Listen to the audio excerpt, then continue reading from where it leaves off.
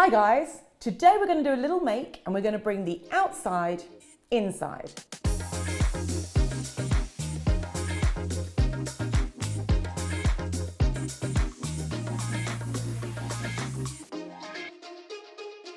Normally this time of year we'd be outside in our gardens getting everything ready for the season ahead, planting, growing those seedlings, tidying up the garden, but not this week. It's been snowing. So I have come up with a little make that we can do inside that will still be fun and still helps us use our little green fingers. Today I'm going to show you how to make these terrariums. You can get old jam jars, old vases in charity shops, whatever you like, and use them. They're simple to make, they're simple to care for, and they look lovely. They make the perfect gift. So with things like Mother's Day or birthdays, you can give these. They look super expensive. In fact, in the shops they are super expensive, but really they take very little time to make and very little skill. Let me show you. You can make your terrariums with a whole host of plants. I like to use succulents and cacti because succulents and cacti are incredibly hard to kill. Not impossible, but incredibly hard. It's lovely to have plants in your house. They keep your house healthy and happy. The more plants you have in your house, the better as far as I'm concerned. So the first thing we're going to do is we're going to get our jar and we're going to add our gravel.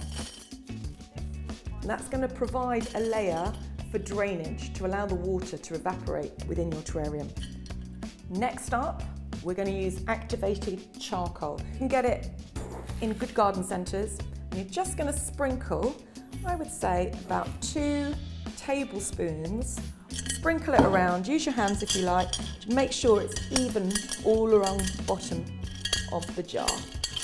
Next, we are going to do a very thin layer of the compost. Hold that thought. You're going to need a couple of tools to do the job. You need something sharp to cut your string, more about that in a minute. You need a trowel for your soil, and you're going to need something to water your terrarium.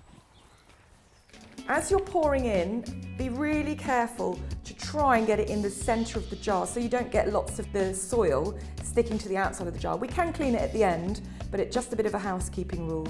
When you've got enough in, just use your hand, the back of your hand, and just pat it down around the gravel, like so, and form that layer.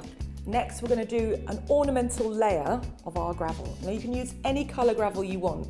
Fish tank gravel comes in an array of colours, so you can be as creative as you like. So we're going to put just a sprinkling around the outside. What we want to do is make sure that we're getting a nice well in the middle where that soil can be. So there we go. We've got a layer all around the outside of that ornamental gravel. We're going to repeat with the soil again. So sometimes I use my hands, a little bit easier. And we're just going to very carefully pop a layer in. You're going to go flat all the way across. And again, repeating another layer of the gravel. Don't forget only to do it around the edges. Guess what we're doing again now?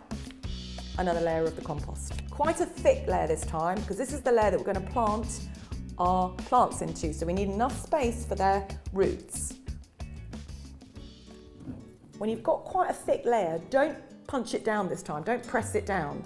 Leave it light and fluffy because we're going to need to make those little wells where we're going to pop the plants in. So get your plants, I'm going to use this succulent, and then what we want to do is get as much of the soil that are around the roots off. We're just going to make a little well in the soil and pop in your plant. Okay. If you get some soil on top of your succulent or cacti, don't worry, I'm going to show you a tip for clearing that at the end. So our plants are really happy, we've got them into the soil. It's now about styling your terrarium up. So I like to do a nice little layer of gravel, a different coloured gravel to the layers that I've put at the bottom here. Just sprinkle some down like that.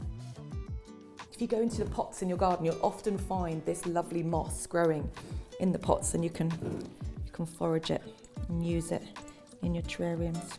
And the final bit that I like to do, if it's a gift for somebody, you can add, if they like walking on the beach, you could add seashells, you could add, if it was somebody who loves Lego, you could add little Lego figurines, you can do a whole heap of things. Get creative. Lovely. I said I'd give you my top tip for clearing any little stones or soil that's landed on your plant, and it's a paintbrush. Carefully Get rid of any of those soil or stones that have got caught. Now we're done. The final stage is to give it a little bit of water. Now what we would never do is pour a watering can or put it under a tap. That would be way too much water. But Gardenia have the soft spray water squeezer, which is absolutely perfect because it's got a lovely little drip head like that. And when I squeeze it, the water comes out just in the right amount that I need to keep my terrarium super hydrated and super healthy.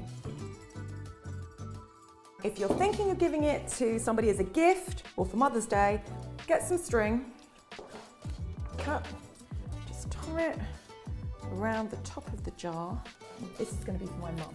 I'm just going to write, Mum, love Lynn. There we go.